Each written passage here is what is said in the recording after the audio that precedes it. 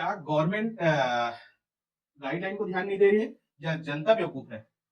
मुझे समझ में ये नहीं आता, क्योंकि 150 मीटर की दूरी में इतनी सारी चीजों को नहीं होना है ऐसा यदि गवर्नमेंट गाइडलाइन जारी करती है, तो गवर्नमेंट इनको अथॉरिटी कैसे देते हैं कि शराब दुकानें ऐसे खुली रहे मेन रोड से नजदीक में, मेन रोड के समीप में, स्कूल के नजदीक में, मंदिर के नजदीक में, मस्जिद के नजदीक में, चर्च के नजदीक में कैसे खोल सकते हैं? पहला विषय था यह, इसका उत्तर आप अवश्य देंगे।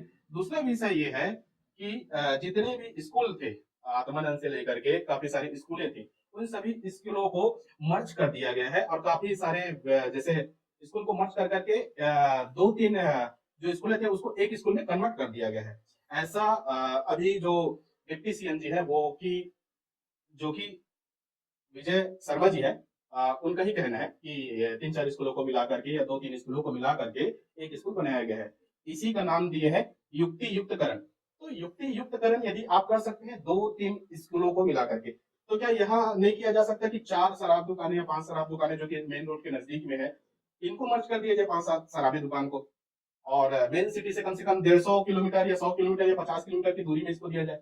अरे 150 किलोमीटर नहीं कर सकते, कम से कम 5-5, 10-10 किलोमीटर या 20-20 किलोमीटर की दूरी में तो कर सकते हैं। सरकार को इतना तो होश होना चाहिए कि क्या सही है और क्या गलत है ये तो समझ जाए। और तीसरा विषय ये है, यदि आप 1 सितंबर से यदि बिना हेलमेट के यदि आप पेट्रोल और डीजल नहीं दे सकते, तो कम से कम बिना हेल्थ इंश्योरेंस या बिना हेल्थ चेकअप के शराब भी ना बेचे। ये तो हो ही सकता है ना। ये तो सरकार इसको संज्ञान ले, ये तो जनता ध्यान दे, क्योंकि बिना हेल्थ इशू जाने भी व्यक्ति लोग शराब पीते हैं। और सरकार तो नए शराब दुकानें खोल रही है, 67 यानी 67 शराब दुकानें नए खोल रही है छत्तीसगढ़ में, और इनसे पहले भी काफी सारी हैं। तो इस पर चिंतन का एक बड़ा विषय है छत्तीसगढ़ में। और इसके साथ साथ काफी सारे विषय सामने में आते हैं, जैसे लव जिहाद, धर्मांतरण, रेप, मर्डर।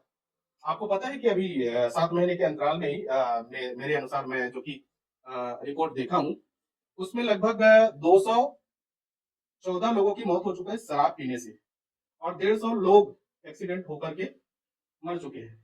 ये अभी की हाल ही की रिपोर्ट है। तो इन सभी विषयों को आप एक बार चिंतन करें, मंथन करें, सरकार से सवाल पूछें, जो नॉर्मल व्यक्ति हैं वो, और जो बड़े व्यक्ति हैं वो, जो सरकार में बैठे हैं वो, और जो नीचे में बैठे हैं, क्योंकि इसी से ही हमारा देश और राष्ट्र चलेगा। क्या आपको नहीं लगता कि यह हम सभी के लिए चिंताजनक बात है? क्योंकि छत्तीसगढ़ में ये सब घटनाएं हो रही हैं और है यथावत। इसके बावजूद भी छत्तीसगढ़ की सरकार और छत्तीसगढ़ की जनता दोनों में कौन बेवकूफ है, ये तो आप कमेंट के माध्यम से बताएं। और आप अपना कमेंट के माध्यम से राय अवश्य दें कि इस पर चिंतन करना इनके ऊपर ज्यादा प्रभावशाली रहेगा, सरकार को या जनता को।